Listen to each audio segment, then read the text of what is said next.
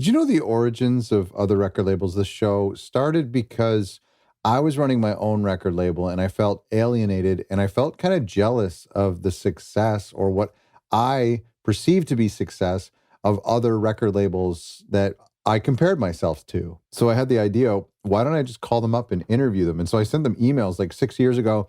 I sent out emails and I said, can we chat? I was basically like secretly Trojan horsing myself into their label operations to figure out their secrets and how they did things. And it worked. They fell for it. They taught me all their secrets.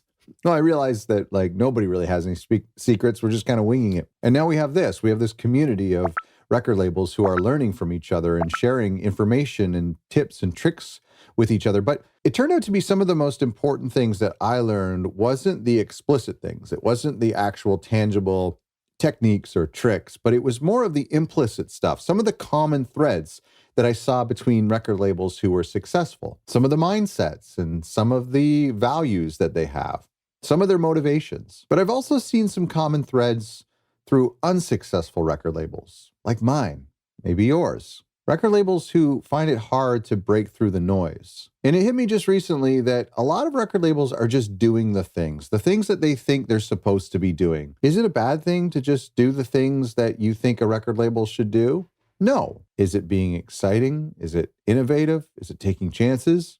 Also no. So let's look at 5 ways that we can break out, change some mindsets, learn from some bold and exciting record labels, and gosh darn it, maybe become one of those bold and exciting record labels ourselves. Let's dive in.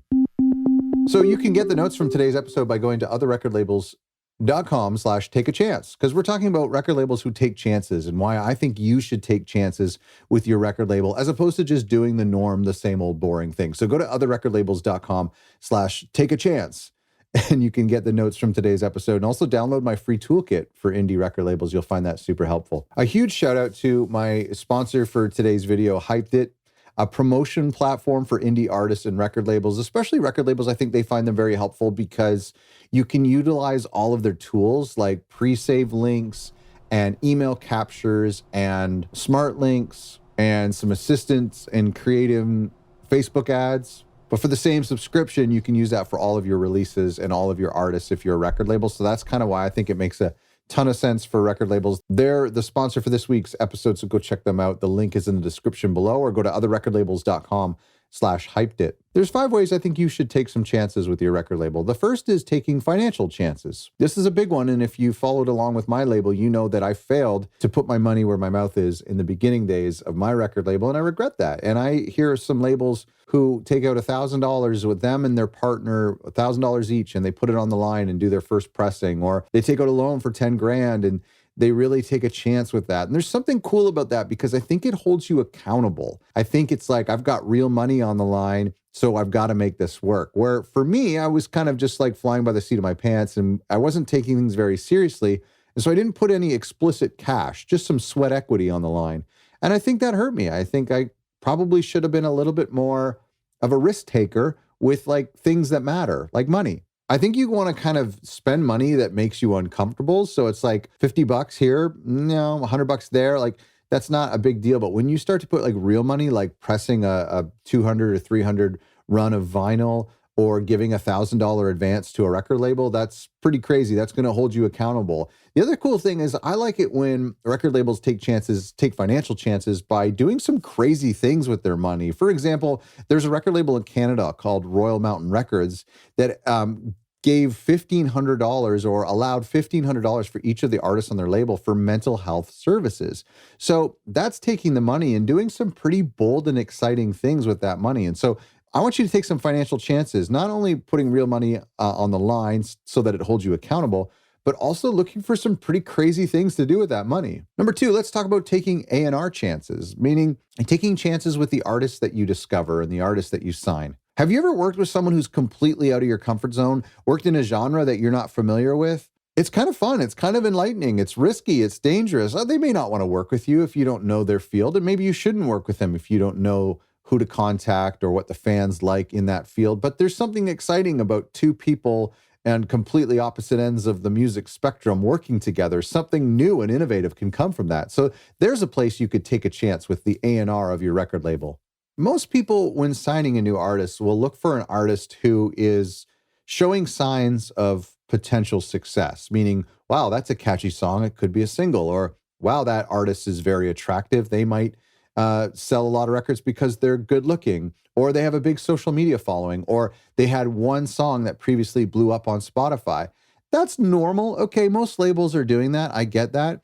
But what about looking for artists that have none of those things? What about looking for artists that have some other boxes checked that are less successful, quote unquote? Maybe there's something about them musically or creatively that is just blowing your mind. Maybe they stand for something really powerful, or they're just a really unique individual. Take some chances on the artists you sign.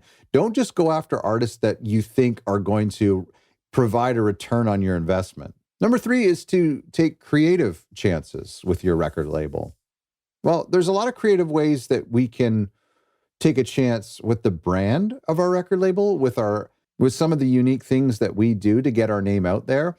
Obviously, everyone does the normal things. We open an Instagram account, we post our logo on Instagram, we open up all the normal social media things. Maybe we go on YouTube Shorts or on TikTok and we try to just do the things that we've seen other people do, copying their creativity. That's an oxymoron. You can't be creative if you're copying. That's like competition.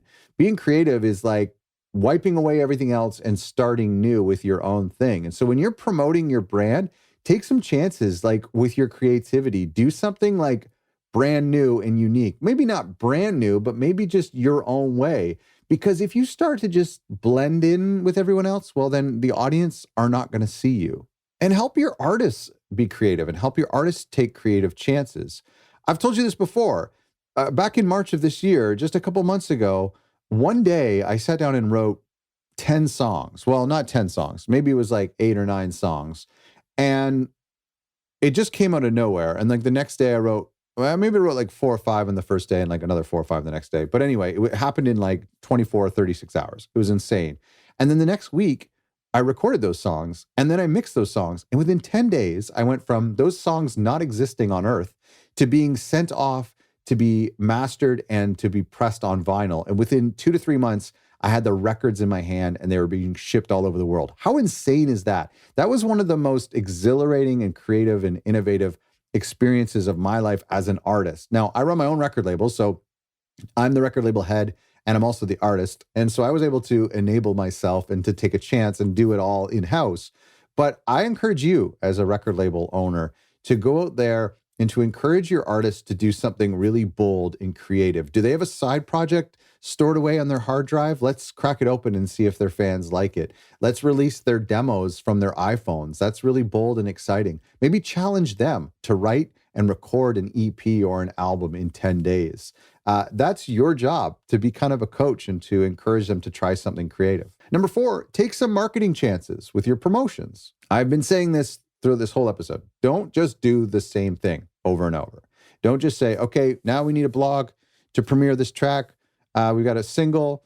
We need someone to film this video. We need somebody to take some photos of the band, blah, blah, blah. All those things are fine. I do all those things. I think even if you are taking chances, you should still do those things, maybe. But don't just do those things because everyone's just doing those things. Now, I don't want you to think like you're competing with other record labels. That's not the point of this channel or the point of this community. But you do have to kind of think about like what everyone else is doing. They're just doing their own thing and you're just going to do your own thing too. You're going to look at like this just giant field of sunflowers that all look the same. You know what I mean? So if you're a sunflower, get out and walk out of that field and go into a cornfield. It's fall here. So I'm kind of thinking of like harvest and everything. Terrible analogy. One of the ways you can break out of the norm is to shatter your paradigm, right?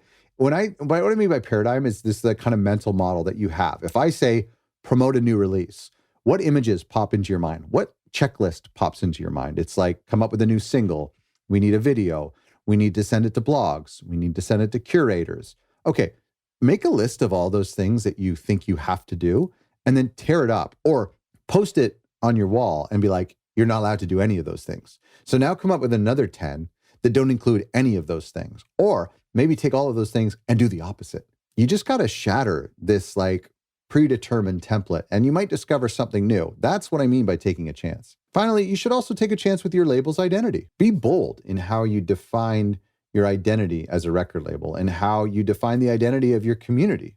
I've talked a lot about the importance of having a niche, a narrow micro niche, something really specific that your community can latch onto, that your fans and that your artists can latch onto. And why is this taking a chance? Well, it's risky to alienate people because I'm telling you to alienate people. So if you are this like really interesting jazz hip hop crossover label, which we've had on the show before in some ways, and it's super, super cool.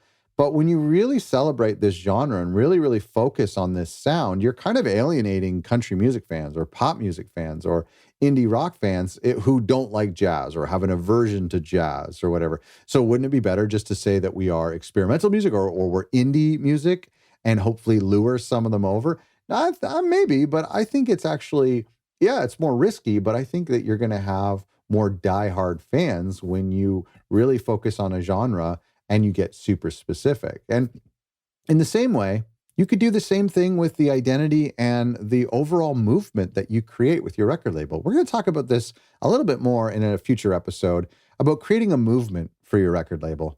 I think it's essential to transition from the idea of creating or just selling records and shifting into building a community or building a movement, something meaningful and special that permeates the events that you do and the artists that you sign and the releases that you put out. Maybe you have this like diehard commitment in making sure that underground hip hop artists stay independent no matter what. Or maybe you think that younger generations don't appreciate blues, and so you're going to try to bring blues music to young people. Maybe you think that there isn't enough modern country music being made in urban areas and cities. Or maybe you're like the label we had on the show, Cadasic Records, who wants to preserve their country's native language.